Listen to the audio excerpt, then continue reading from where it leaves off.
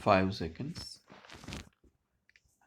Initiating the general discussion on the demands for grants, a member said, "Sir, I am thankful to the Honorable Speaker for giving me this opportunity to say a few words on the demands for grants. At the outset, I would like to refer to the demands for grants under the control of the Ministry of Defense as far as our defense preparedness is concerned.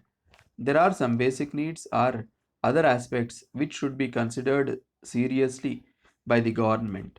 It should be borne in mind that the defense activity is not an isolated process.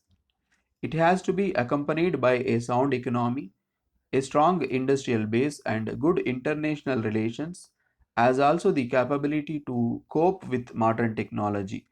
I hope the government, while taking into consideration all these needs, will have proper planning in the field of defense. There are some quarters which sometimes allege over earning and overspending in this field. I do not agree with this view because if you take into account the entire picture of the whole world today, nobody can say that we are either overspending or over earning. The picture of our military expenditure and social expenditure is clear. In the matter of military preparedness, I would like to point out that India occupies the 17th place in the list of countries. On this, there can be reasonable assessment, but there cannot be correct predictions. I think thought has also to be given to other factors which are prevalent in the modern world. I would like to suggest with regard to communication system, a separate satellite channel should be made available so that they need not depend on other sources for their communication needs, by which secrecy can also be maintained to a great extent. Then I would like to refer to the strike by port and dock workers.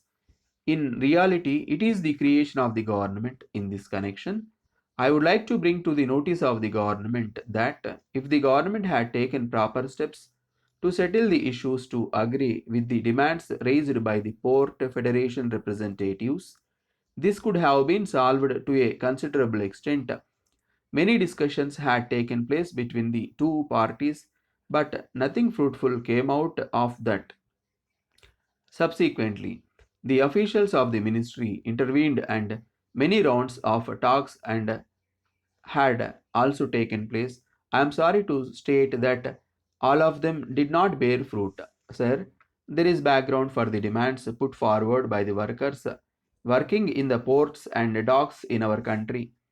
President of Government of India set up a wage revision committee to examine and report uniform wage structure for all major ports in India.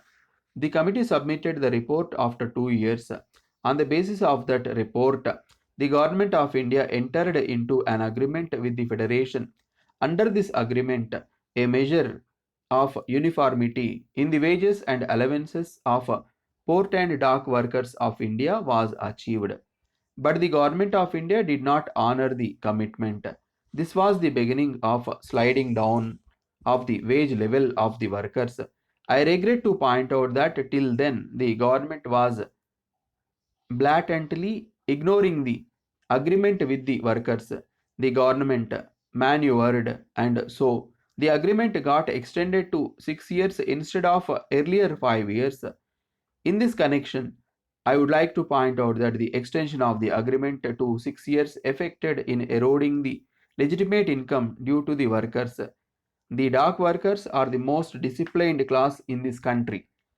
By this style, the workers have shown their discipline and the reasonableness of the demands raised by them. But the government has declared it as virtually illegal under the Industrial Disputes Act. The strike is the only weapon in the hands of the workers to express their displeasure or discontentment.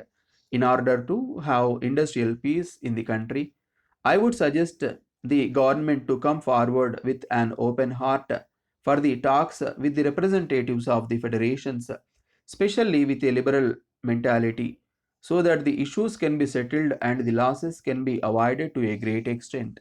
Then, I would like to refer to the general industrial relations in the country. I shall not appease any section at the cost of national interest. I would like to say that the whole focus was only on the organized sector of the industry, and no one bothered about the 17 million children and the 18 million unemployed in the country. The industrial community should start communicating with the workers and win over their confidence to improve and increase production. I want the labor ministry to take steps to reorganize the grievances machinery for workers employed in hospitals, dispensaries, educational institutions, and universities who are not receiving a fair deal. The ministry should give clear directions in shaping policies for more purposeful relations between the employers and the employees.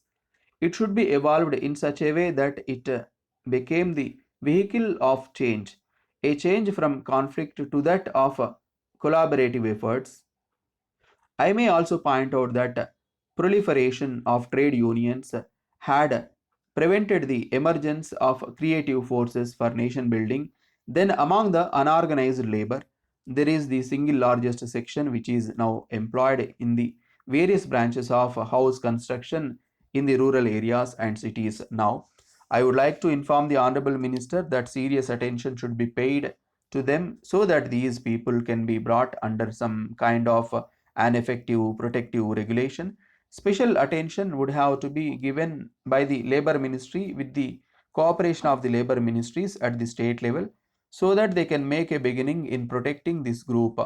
In regard to various other aspects of this unorganized labor, I would like to say that the system of honorary labor organizers should be extended, and I wish to congratulate the Planning Commission and the Labor Ministry for having taken up this scheme seriously for implementation. They have already made very good progress, and I hope these organizers will sooner or later be appointed for every block before the end of this year. Sir, I thank you very much.